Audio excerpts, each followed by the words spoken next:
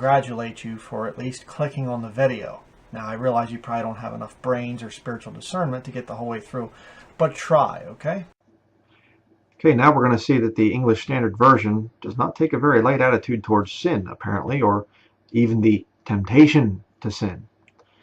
Matthew chapter 18, verse 7 in the King James Bible says, "Woe unto the world because of offenses. For it must needs be that offenses come, but woe to that man by whom the offense cometh." Offense means you've offended, you've sinned, you've done something wrong. You see what I'm saying? How does the ESV render this? Woe to the world for temptations to sin. For it is necessary that temptations come, but woe to the one by whom the temptation comes. You are in trouble with God if you are tempted to sin, according to the ESV. Whoa. That's kind of an issue, isn't it? Let me show you something about that.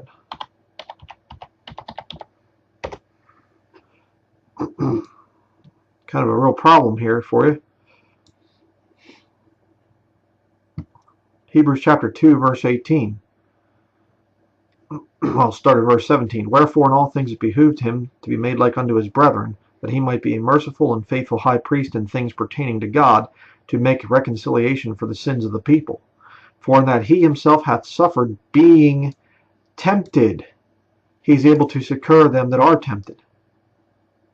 Jesus Christ was tempted.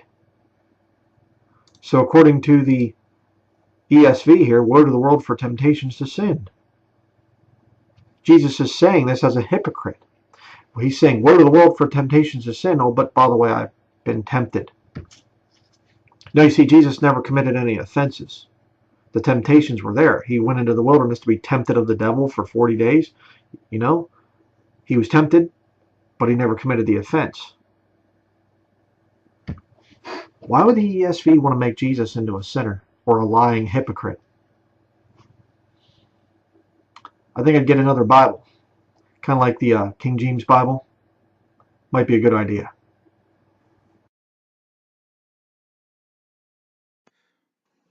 Once again, Bryan Denlinger, you've shown your profound stupidity. And that you don't even understand basic English grammar, Bryan. Because by whom the temptation comes, it's referring to the tempter, such as the devil and his angels, his fallen ones, if you wish, if you will. And in an earthly context, this will be like a drug dealer enticing a child to sell his or herself to buy whatever narcotics that he or she is selling. In fact, by using your devilish logic, Bryan,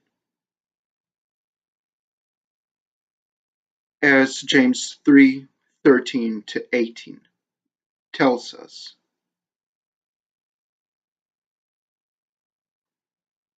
then the King James Bible, which is one of your idols, by the way,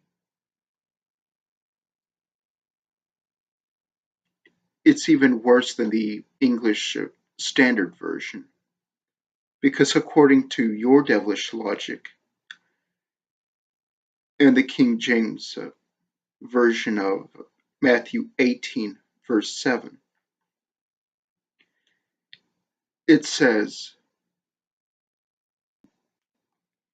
in the King James version of Matthew 18, verse 7, it says, "Woe unto the world because of offenses, for it must needs be that offenses come, but woe to that man by whom the offense cometh." Okay, let's apply your devilish logic to this verse of the King James Bible, Bryan.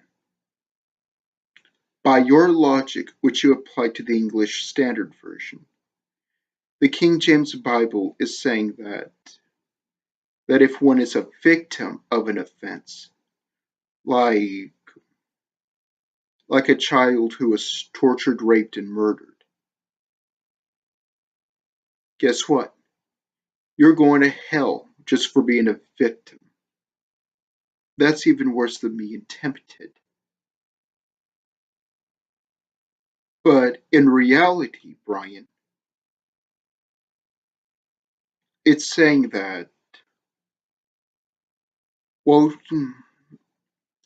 it's saying, woe to the offender. Because by whom means it's referring to the person, the offender, and not the victim, Bryan. To whom will be, you're thinking of to whom the temptation cometh, but you have no discernment, and your wisdom is devilish, according to James 3:13 onward. Who is a wise man and endued with knowledge among you? Let him shew out of a good conversation his works with meekness of wisdom. But if ye have bitter envyings and strife in your hearts, glory not, and lie not against the truth. This wisdom descendeth not from above, but is earthly, sensual, devilish. For where envying and strife is, there is confusion and every evil work. But the wisdom that is from above is first pure, then peaceable, gentle, and easy to be entreated, full of mercy and good fruits, without partiality and without hypocrisy. For the fruit of righteousness is sown in peace of them that make peace.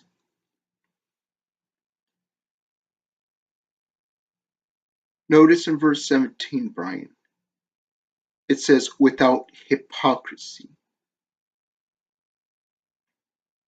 And you are the personification of hypocrisy, Bryan. And there are so many videos about the subject that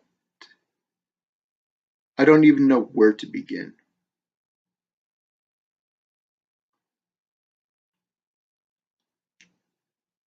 However, in your income issues video, you clearly showed you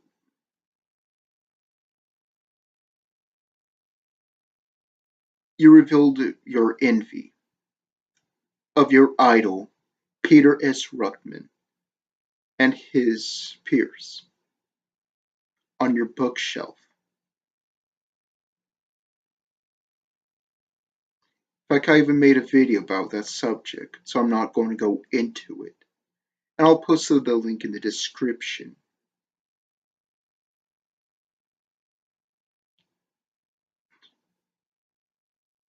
Get an education, Bryan.